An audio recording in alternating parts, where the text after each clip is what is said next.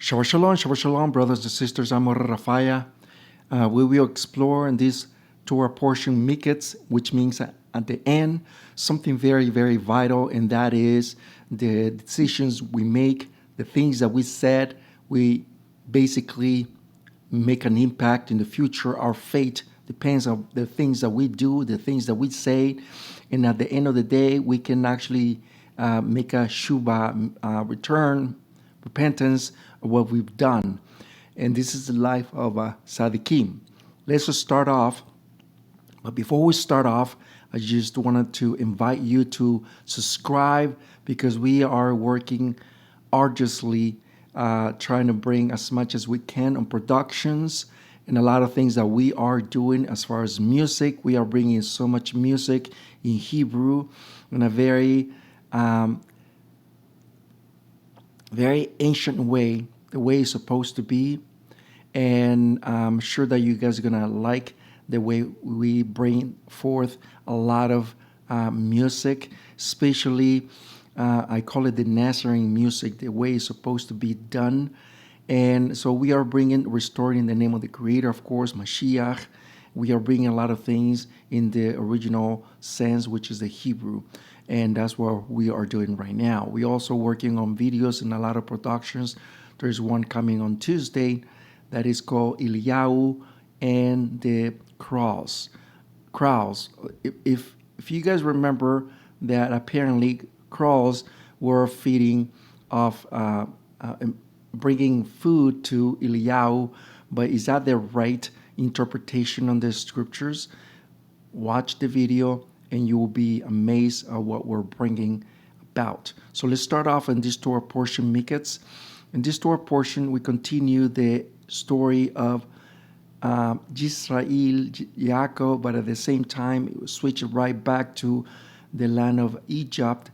And let's start off. In this Torah portion, Miketz, at the end, we can see pretty much that the Pharaoh was really troubled because of the nightmares that he was having. They were very, very trouble, and he couldn't figure out, even though he had wise men next to him. Chapter 41, verse 1, Parashat number 10, all the way to 44, verse 17, Miketz. At the end of 2 years, Pharaoh had a dream. He was standing by the river.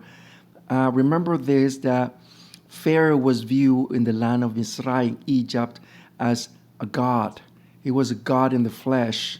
All Misraim, all Egypt indeed saw him as demigod because he was the one who could provide so many things. And you can see here that he was dreaming that he was literally up next to the river, which in this case is the River Nile.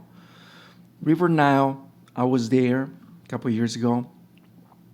And indeed, it's not really wide, but it's really large. It runs from up, down, down, up. And River Nile was the source of life, if you know what I mean. The source of life, but especially back in those days, all constructions or infrastructure, buildings, even the pyramids were nearby the River Nile. And the reason for it is because the river not only provide food or water for plantations, but also provided a transportation device as well. So all these are taken in consideration. When Pharaoh was having these dreams, he was troubled because he saw this, that it wasn't good, and we saw later that it was good, but not good. Let's continue. Let's look, before we jump into a little bit farther, Joseph's chronology is 1 year on Potiphar's house, 10 years in prison, but 2 years after he was in prison, after was put in prison, he was revealing the two stewards the dream, and after that, it was added 10 more years. The total of 12 years plus 1 year on Potiphar's house is 13. 30 years when he arises as a second of Pharaoh. You can see pretty much the chronology here,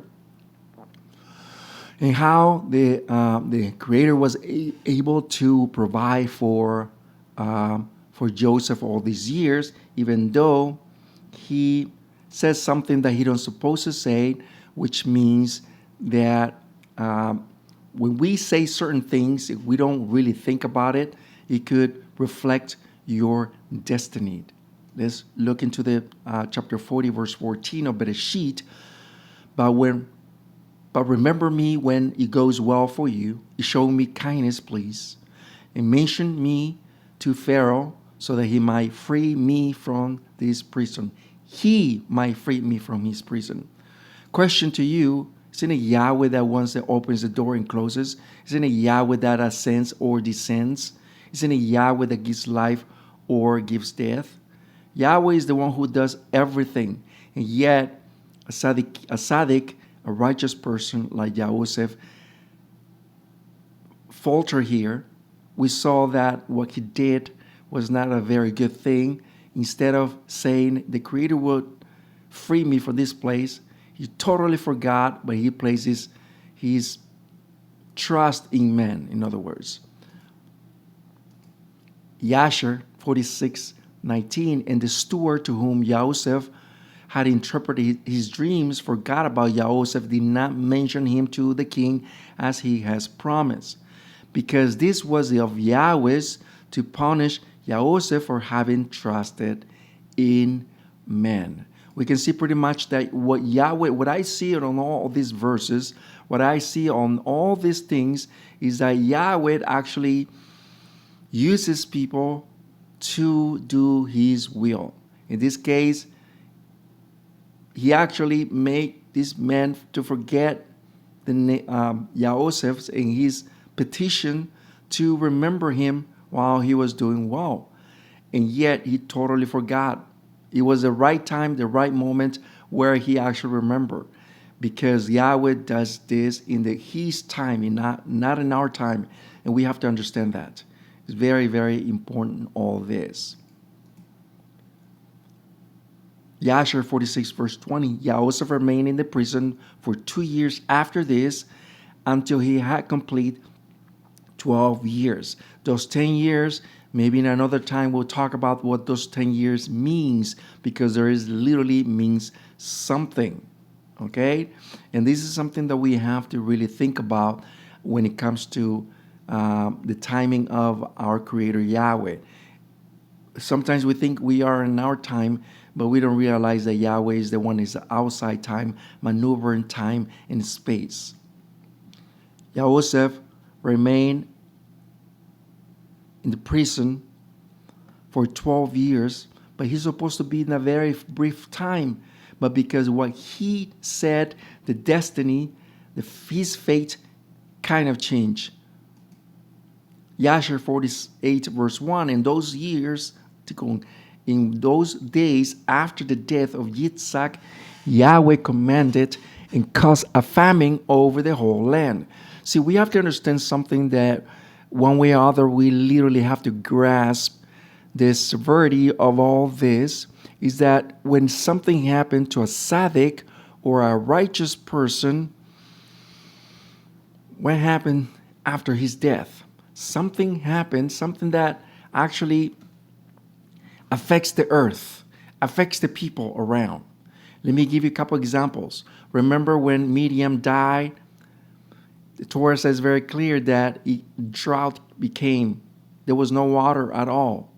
Moshe had to plead for water, and Yahweh provided, because there was a death prior to that, which is Miriam's death. He was a tzaddik person too, even though she made mistakes, but she was a tzaddik, just like Aharon did.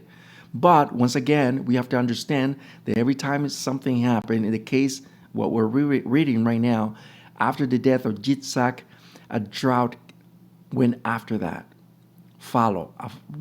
Drought followed right after that. The same thing when Mashiach Yahushua died. What happened after that? It happened that it was an earthquake, okay? people were healed.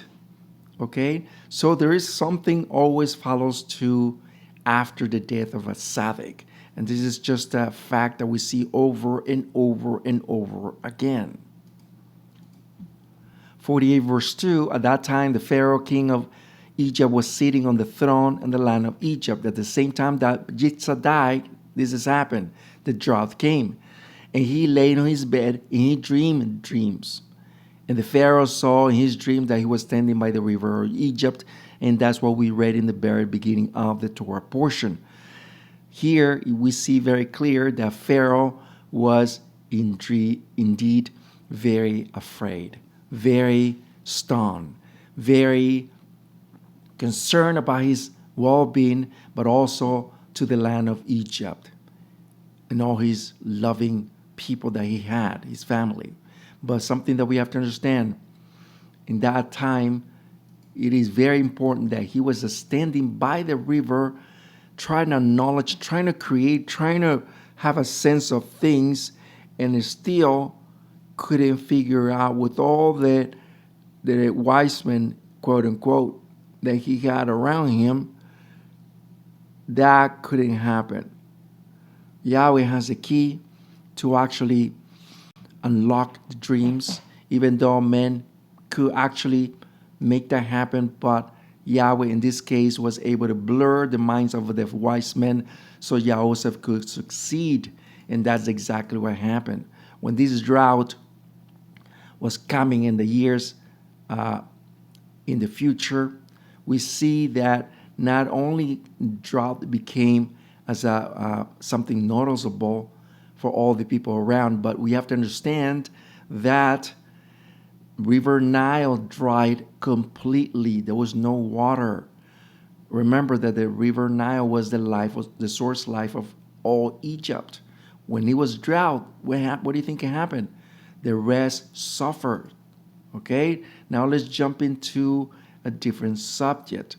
Pharaoh the Djoser is the same as Joseph. He is the king. He's the Pharaoh the Djoser. And also he has another name, which is Imhotep. Imhotep means the first after the king. And it's exactly what the Torah speaks about Joseph, that he became the second of the king. He had many names, but we know that he was him.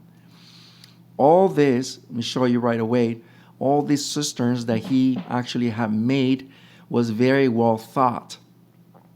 It is something that he was very wise of making these cisterns. He made 11 of them or 12 of them around. And what he did was very, very smart and very wise. Let me pause here for a moment. What he did was instead of like today, you see cisterns here in the United States that are like standing above the ground, but he made this under the ground. And the reason for it is because, remember, there was no technology back in those days.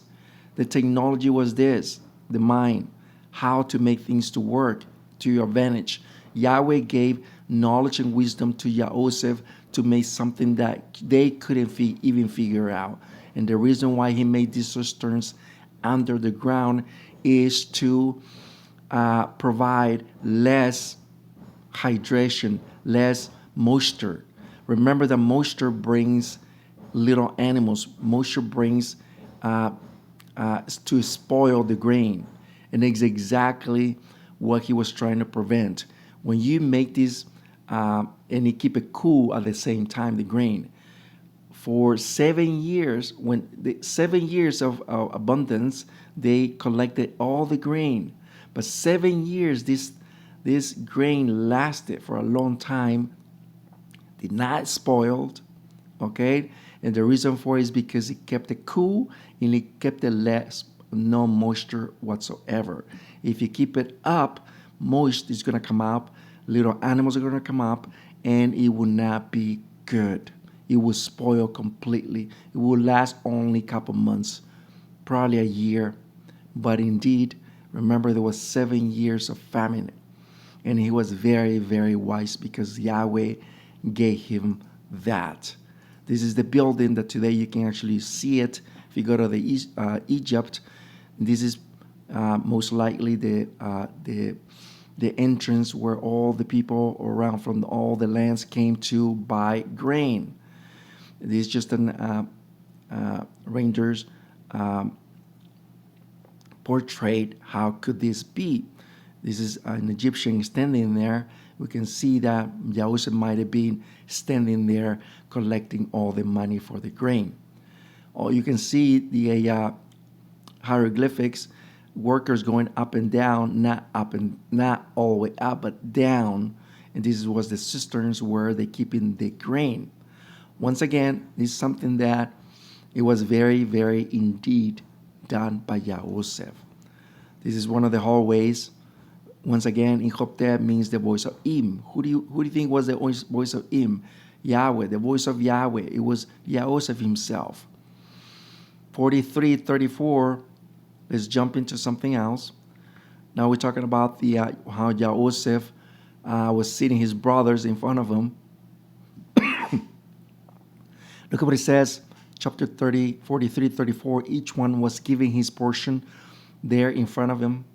But the portion of Benjamin was 5 times greater than any other of theirs. So they drank, enjoyed themselves with them. And this is something that intrigued them because Joseph was making his brother Benjamin greater than the rest. He gave him 5 times, the portion, and also they gave him gifts. Why 5? That's the question. Why 5?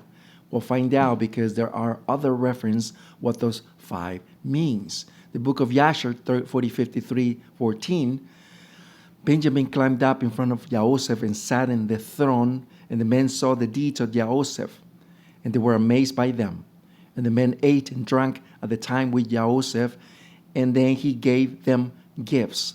Joseph gave him gift to Benjamin. Manasseh, we're talking about his sons, Joseph's sons. Manasseh and Ephraim saw the action of their father, and also they gave gifts. Asenath, the wife of Joseph, gave him a gift, and there were 5 gifts on the hands of Joseph. That's what those 5 were meant. 1 gift each. The total of 5. Here's something that we need to understand. Some things in the Torah we need to explore. We need to find out what certain details are hidden. We need to find out what those certain details are hidden, and we will find out because there are other references. Once again, I'm not making this up. You can actually look it up. The Torah, the scriptures, gives a reference to the book of Yasher. In the words of Yahweh is one of them. Book of Yahushua or Yahshua talks about the reference, the book of Yasher. Once again, it has a lot of weight. It has a lot of truth to it. And that's what we're bringing this about. All the brothers were sitting in order of their birth. Joseph was sitting apart all the way in the back, and next to him was Benjamin, his brother. Something that we need to understand is that he did it in purpose. Book of Yasher 53:18, and he ordered them to bring before him their stars map. For Joseph knew all the times. And Joseph said to Benjamin, I have heard that the Hebrews know all wisdom. Do you know anything about this? See, he knew that his father, Yaakov Israel, taught him all this knowledge. And what we always talk about, let me just pause this for a moment. Well, we always talk about the Torah calendar. We always talk about the signs of the heavens. I'm not talking about the moon whatsoever. I'm talking about the stars, the constellations. Our fathers knew all that. Our fathers knew the constellations, how the stars work. Today, we can pretty much know it because there is a lot of technology. And you don't have to use a lot of technology. We can actually use a lot of basic stuff like the solar clock, okay? But he was able to know all this knowledge through his father, Yaakov Israel. Joseph asked the same question to his brother Benjamin, do you know all this wisdom? And he replied this. And Benjamin said, your servant also knows all the wisdom that my father taught me. And Joseph said to Benjamin, now look at this instrument, and understand why your brother Joseph is in Egypt, and to whom you said he went to Egypt. See, all this, what we're talking about right now, I'm just cutting short, is because we have talked about this before in the previous Torah portion last year. But real quick, Israel, Yaakov, kind of have a sense that his son was in death. First of all, because there was no body, there was no corpse, nothing that was founded. They just assumed that, Yaakov assumed that a wild beast devoured him. But he had a sense of knowledge that he might be in Egypt, but it wasn't for sure. So that knowledge was passed on to Benjamin. That's why he said, to whom you said he went to Egypt. So based upon this, look at what it says here. And I want to show you this instrument that we know today. This is called the staff of Yaakov. If you guys remember the incident or the event that took place when Yaakov was in Laban's household, and remember that he wanted to leave, but he couldn't leave with all his sheep. And Laban said, well, you need to have your own sheep. And then they made some kind of bet. All the two color sheep he was to keep, and then only one colored sheep Laban's was going to keep. And the Torah says very clear that he used the sticks. That's what the word is, the sticks. And we came to find out that this stick is used to see the constellations and the earth and the alignment.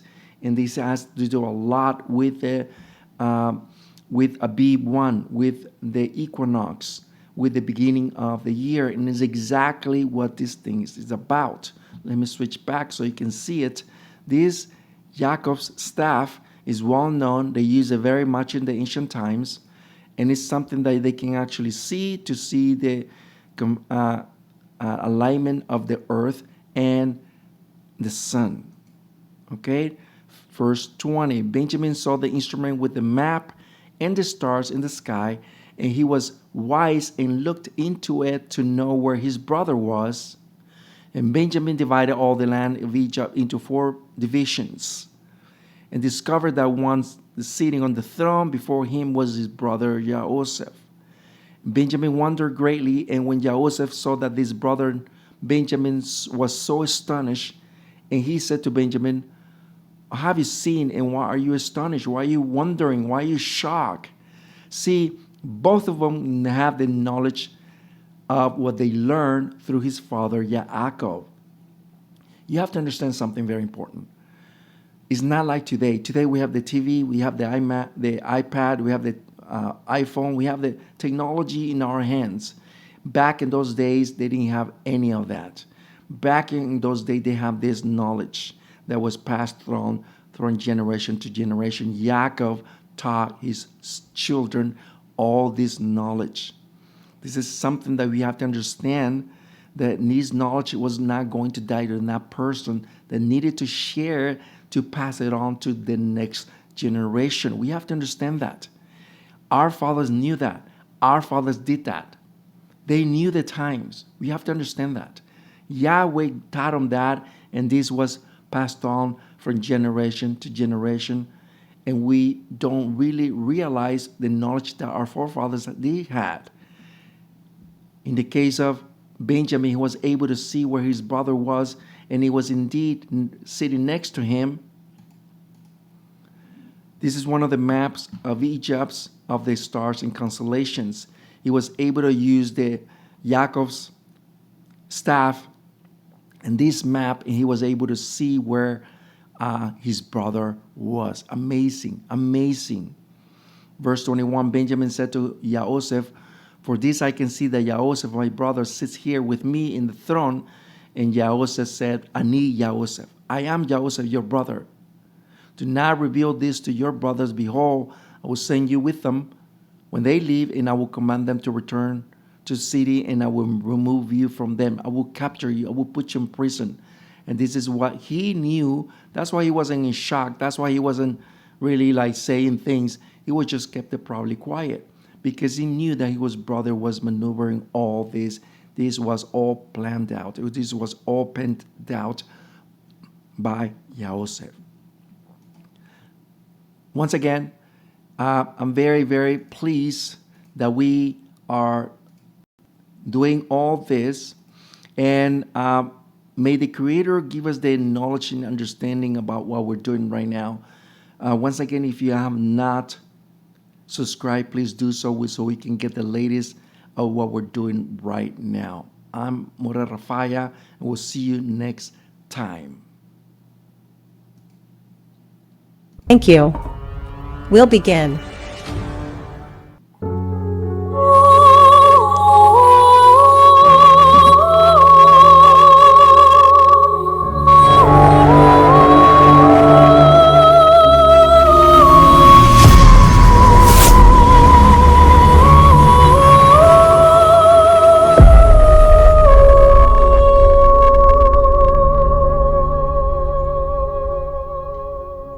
Toda Rabba. If you like this video, please give us a like and subscribe to our channel. There's more content in production. Thank you.